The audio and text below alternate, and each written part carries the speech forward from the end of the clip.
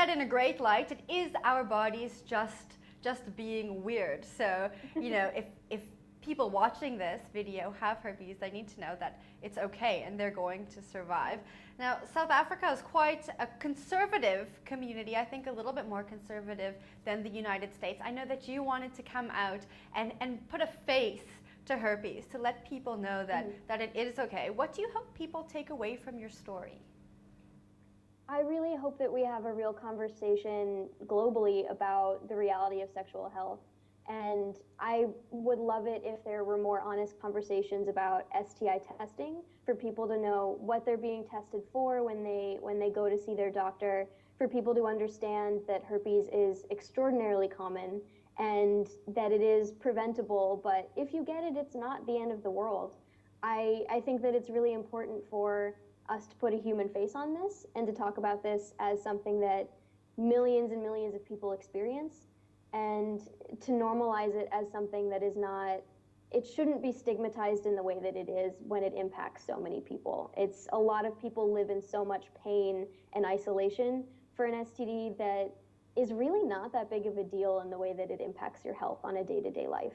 So that was not the most succinct or eloquent, but I think it's time for us to stop thinking of herpes as being this terrible blight on a person's life. It happens to so many people. It shouldn't be considered the death sentence for somebody's love life that it is in a lot of countries.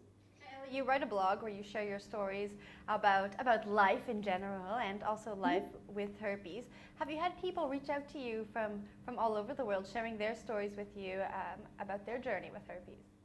I have heard from so many people in so many countries. It has been amazing. I've received hundreds and hundreds of Facebook messages, and I added a contact form on my website, and I've gotten so many emails from that, from people in Denmark, in Canada, across the continents. Australia really likes me.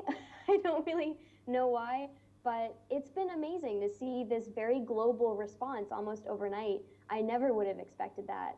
And I'm also very interested in how the stigma differs in different countries as well, because in the United States, we have sex education that is very centered around abstinence as the only real safe response.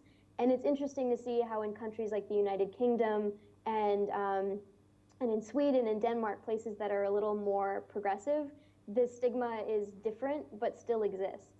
So it's been really eye-opening and wonderful, but it is a global phenomenon, and people are very excited to talk about it.